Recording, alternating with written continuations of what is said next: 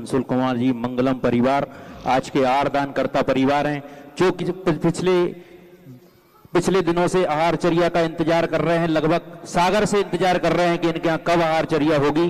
और वो केसली में इनका पुण्योदय हुआ है, जब गुरुदेव को आदि ब्रह्म आदिनाथ भगवान जो केसली में जैसा गुरुदेव में प्रवचन में आज सुबह बोला था, और उसके बाद ऐसे परम गुरु भक्त को आज गुरुदेव के अपने घर में चरण पड़े और आहार देने का सौभाग्य प्राप्त हुआ है, ऐसे जिज्ञासा कर रहे हैं। और तैयार रहेंगे विपिन सिंह, संजीव सिंगार, अशोकनगर। जगत पूज्य गुरुदेव के चरणों में मेरा और मेरे परिवार का एवं समस्त केसली वासियों का त्रिवार नमोस्तु नमोस्तु नमोस्तु क्षुल्लक त्रय के चरणों में इच्छामि। गुरुदेव, आज हम केसली वालों को और हमारे परिवार को जो मिला है, उसके बाद तो ना कोई जिज्ञासा बचती है ना कोई शंका बचती है, लेकिन फिर भी गुरुदेव हमारे मन में कुछ बात है जो आपसे कहना चाहते हैं। गुरुदेव, सर्वप्रथम हम केसली वाले मोरा जी गए थे आपके पास मंदिर के लिए आशीर्वाद प्राप्त करने, और आपसे सानिध्य मांगा था। तो गुरुदेव, आशीर्वाद तो आपने दे दिया था, लेकिन आपने बोला था सानिध्य के नाम पे झाड़ छूट जाती है।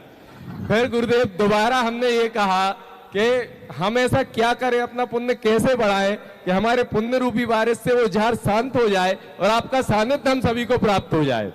तो गुरुदेव, उस पुण्य को बढ़ाने के लिए मैंने अपने मन में कुछ संकल्प किए, कुछ नियम लिए, और गुरुदेव जैसे जैसे वो संकल्प और नियम पूरे होते गए, वैसे वैसे ऐसे निमित्त बनते गए कि आपके चरण केसली की ओर बढ़ते गए। और गुरुदेव, मैंने कुछ जापों का नियम लिया था, जैसे ही मेरी कल रात में आखिरी जाप मतलब पूरी हुई और सुबह सुबह गुरुदेव केसली में आपके चरण पड़े।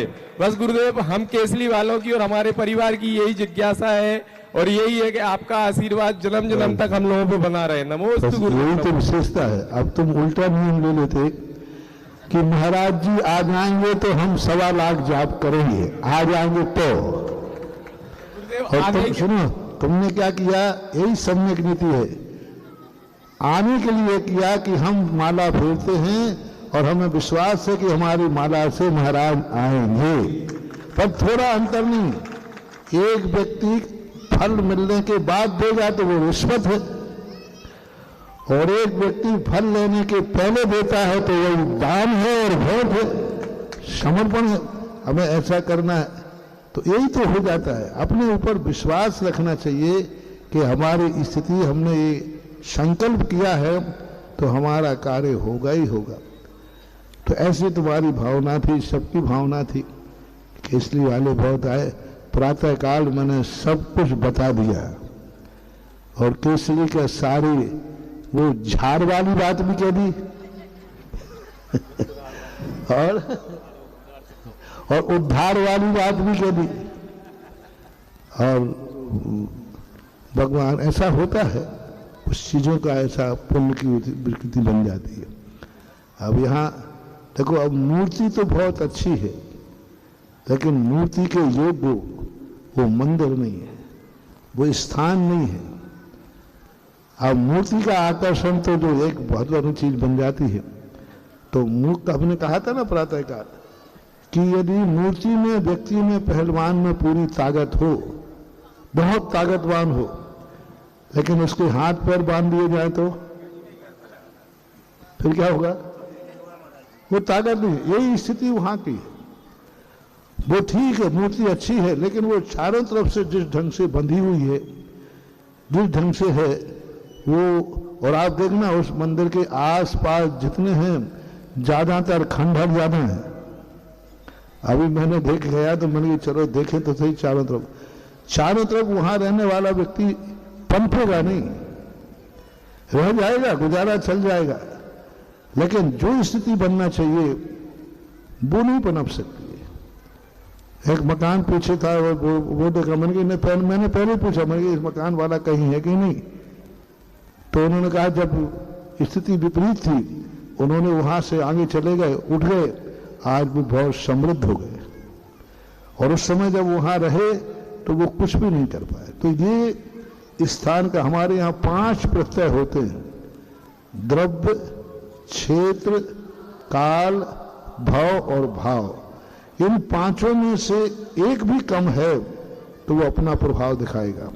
मतलब द्रव्य अच्छा है, उपादान अच्छा है, जैसे हमने कहा आदिनाथ बहुत अच्छे, शक्तिमान है, मनोद्रव्य अच्छा है, उपादान अच्छा है। जैसे हमने कहा आदिनाथ बहुत अच्छे, शक्तिमान है, बहुत शक्ति है, लेकिन क्षेत्र नहीं है वो क्षेत्र की जो बनावट है, क्षेत्र की जो स्थितियां हैं, क्षेत्र वो जिस क्षेत्र पर वो बैठे हैं उस क्षेत्र पर उनका वह प्रभाव नहीं बनेगा जो प्रभाव होना चाहिए।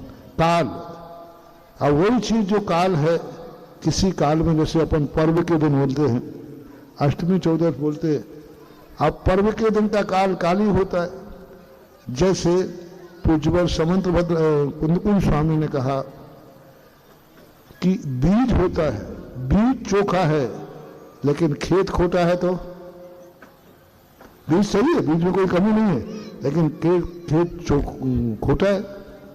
अब खोटा खेत होने पर बीज कितने चोखा बना के रखो, कुछ नहीं होने वाला। अच्छा, बीज भी ठीक है, खेत भी ठीक है, लेकिन जिस समय बोना था उस समय नहीं बोया। यहां किसान लोग तो होंगे क्या इसलिए में बीज सही है, खेत में भी कोई कमी नहीं, लेकिन जिस समय बोना चाहिए था उस समय नहीं बोया, तो फसल में अंतर आता है कि नहीं? बहुत अंतर आता है। तो ये सब चीजें अपने जीवन में धर्म क्षेत्र में भी लगती है। भगवान अच्छे हैं लेकिन क्षेत्र उचित नहीं, काल उचित नहीं, फिर भाव उचित नहीं, ये सब चीजें देखने में आती हैं, ऐसा मानना चाहिए। जिज्ञासा रख रहे हैं श्रीमान विपिन सिंह।